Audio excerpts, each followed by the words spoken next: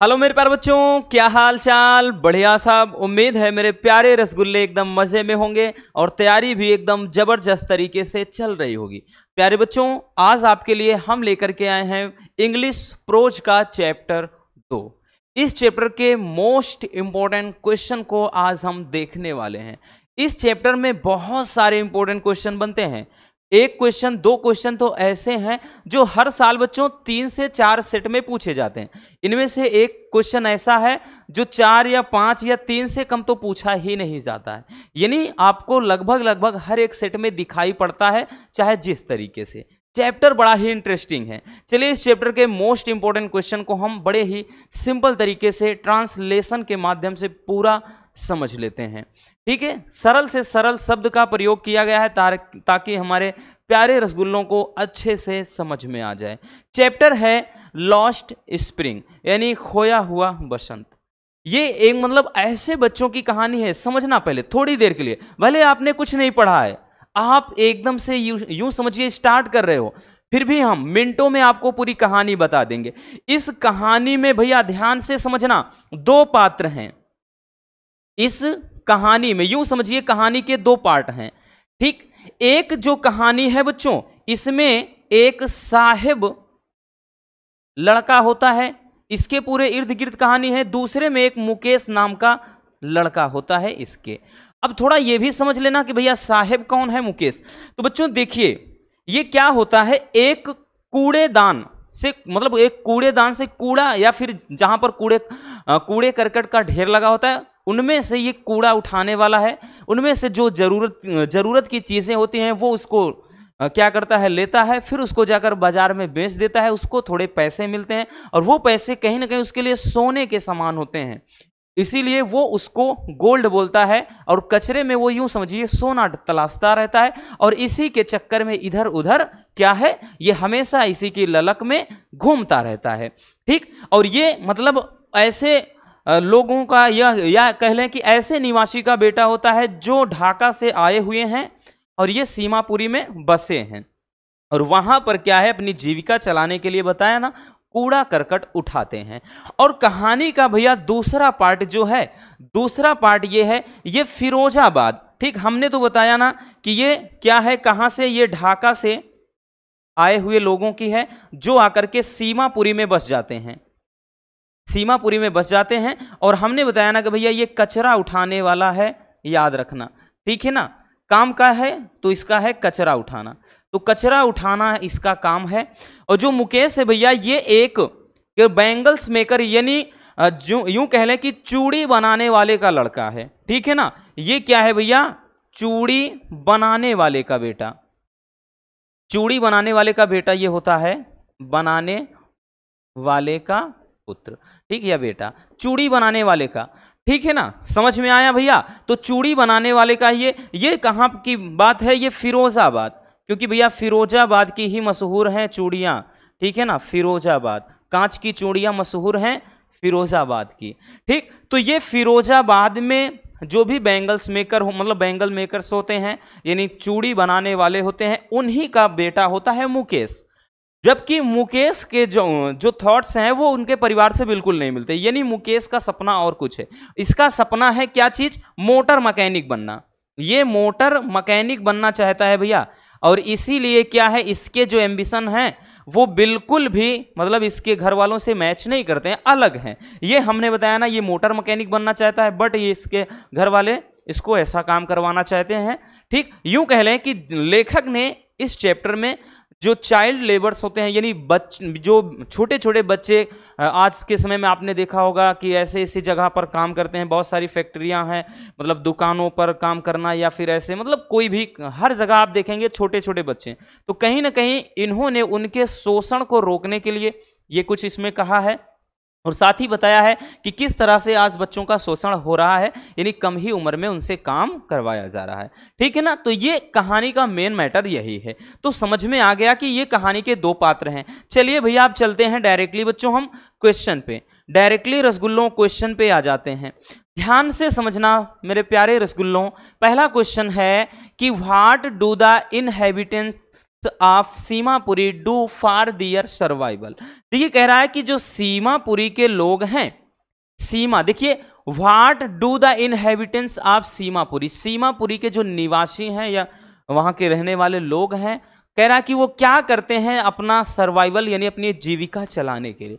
सीमापुरी के जो लोग हैं अपनी जीविका चलाने के लिए क्या कुछ करते हैं, चलिए देखते हैं। बड़ा ही सिंपल सा लिखा है भैया हमने, द इनहेबिटेंट्स मतलब जो निवासी हैं या लोग हैं, आप सीमापुरी यानी सीमापुरी के, बिकम यानी बन चुके हैं या मतलब बन गए हैं, ए रैग पिकर्स मतलब कूड़ा उठाने वाला, फॉर सर्वाइवल्स अपने जीविका चलाने के लिए, यानी अपनी जीविका चलाने के लिए वो कूड़ा कचरा उठाने वाले बन गए हैं।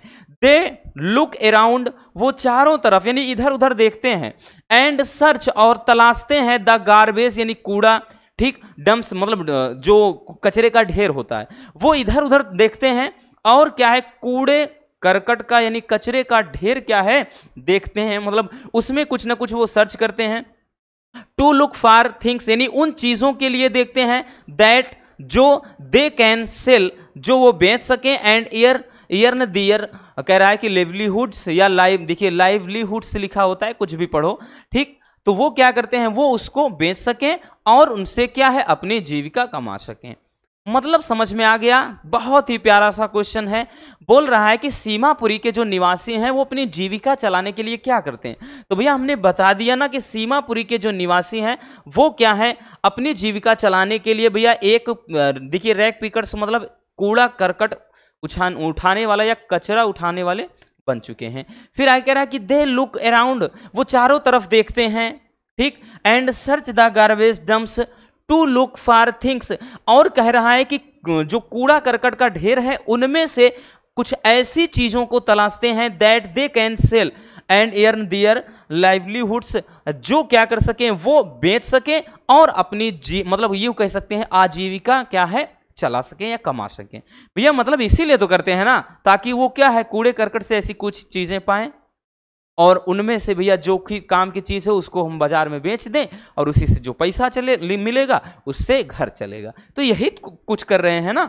चलिए जल्दी से इसको छाप लीजिए। चलिए भैया आगे देखते हैं। अगला क्वेश्चन कह रहा है कि what did garbage mean to the children of Seemapuri और what did they find in it. इसी क्वेश्चन की बात हम कर रहे थे, रसगुल्लों। ये क्वेश्चन आपके 2024 के अंदर बात करें भैया तो 2024 में ये 4 से 5 सेट में पूछा गया था, याद रखना।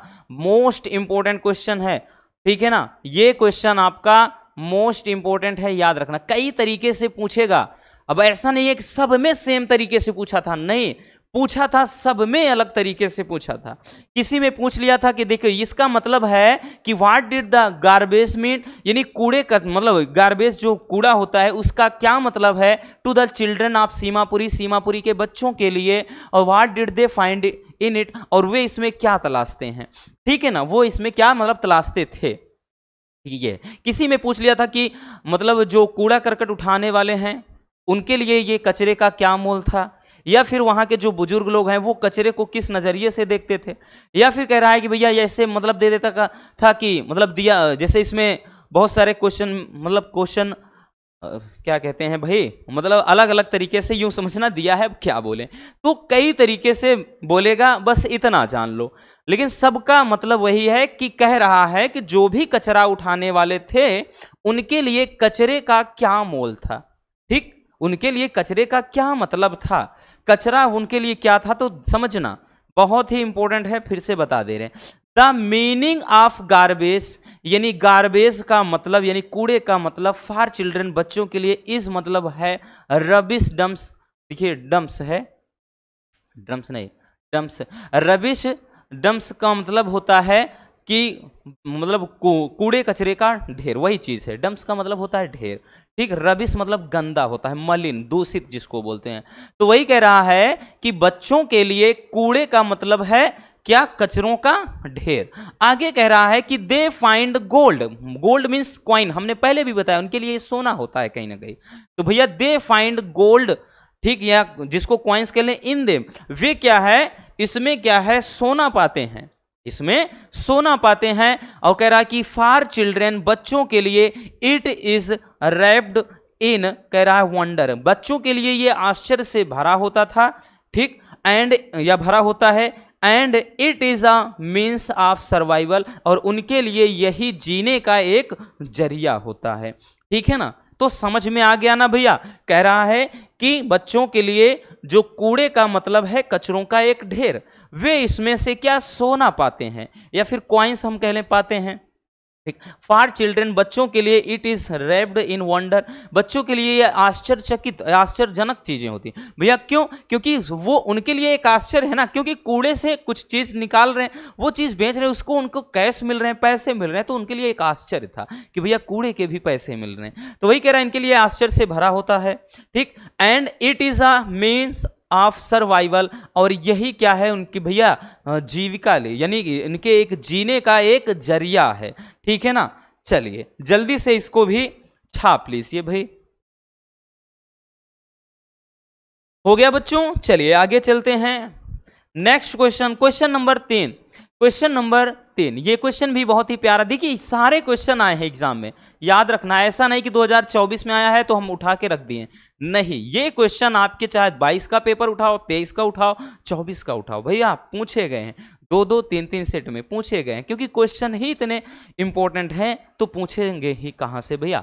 चलिए देखिए क्वेश्चन है कि why did the children in Seemapuri stay barefoot, कह रहा सीमापुरी में जो बच्चे होते हैं वो बिना, मतलब बिना यूं कह लें जूते चप्पल के, यानी बिना चप्पल के ही क्यों होते हैं, ठीक। अथवा में कैसे पूछ सकता है कि what explanation does the author offers for the children not wearing footwear, कह रहा है कि जो लेखक है, ठीक, जो ऑथर है, कह रहा है कि वो बिना, मतलब बिना चप्पल के जो बच्चे होते हैं उनके लिए क्या एक्सप्लेनेशन, मतलब क्या व्याख्या करते हैं, क्या वर्णन करते हैं, मतलब जब वो बच्चों को बिना पैर, मतलब बिना चप्पल के देखते हैं, ठीक है ना, तो कह रहा है कि उनके लिए ये क्या कुछ होता है, क्या एक्सप्लेनेशन वो देती हैं, ठीक।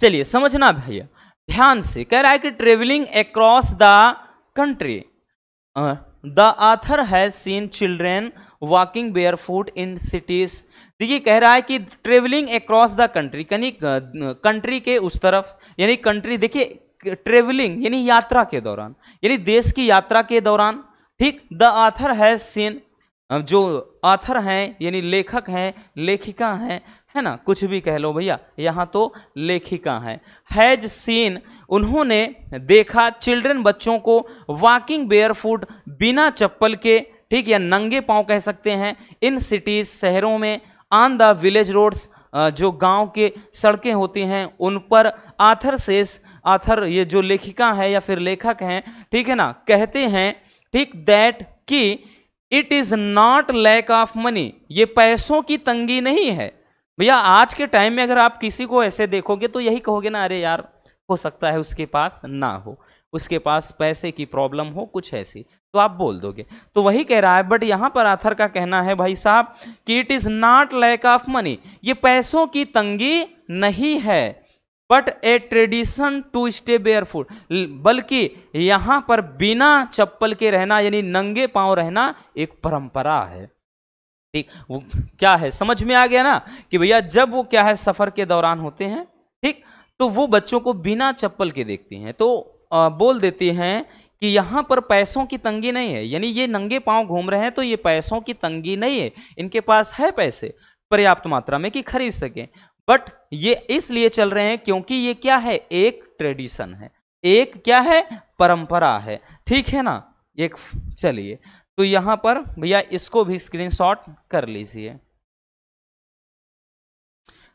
हो गया बच्चों, चलिए अगले क्वेश्चन की तरफ चलते हैं भाई। क्वेश्चन नंबर 4, क्वेश्चन नंबर 4 ये भी मोस्ट इंपॉर्टेंट क्वेश्चन की सीरीज में हम रखेंगे इसको भैया, ये भी बच्चों आपका मोस्ट इंपॉर्टेंट क्वेश्चन है रसगुल्लों, ध्यान से समझना। क्वेश्चन है, अब दूसरे वाले पार्ट का थोड़ा आ गया है, ठीक। क्वेश्चन की who was Mukesh and what was his ambition, कि मुकेश कौन था, ठीक, और उसका एम्बिशन, मतलब उसके अपने सपने हम यूं कह लें, उसका एम्बिशन क्या था, ठीक है ना, उसका सपना क्या था। चलिए समझते हैं भैया। हमने देखिए पहले भी बता दिया, कहानी में ही समझा दिया था कि मुकेश कौन था और वो क्या चाहता था जिंदगी में। ठीक, Mukesh was the son of poor bangle makers. ठीक है ना, कह रहा है कि Mukesh was the son of poor bangle maker, कि इन फिरोजाबाद, है ना, तो मुकेश फिरोजाबाद में चूड़ी बनाने वाले का बेटा था। मुकेश फिरोजाबाद में एक चूड़ी बनाने वाले का बेटा था। ही इंसिस्ट्स, वो जोर देता है, ठीक है ना, on being his own master, अपने आप को मालिक बनने पर। मतलब वो खुद को, अपने आप को मालिक बनने पर जोर देता है, यानी अपने आप को वो राजा मानता है। वो हर एक चीज वो चाहता है कि भैया मैं जो कुछ करूं मैं अपने से करूं, अपने दम पर करूं, किसी के यहां गुलामी नहीं। तो वही चीज कह रहा है कि ही वांट्स, वो चाहता है, to be a motor mechanic, वो मोटर मैकेनिक बनना चाहता है। हिज एटीट्यूड, यानी उसका ये एटीट्यूड जो होता है या पहल होता है, इज डिफरेंट, यानी भिन्न है, from that of his family, उसके परिवार से।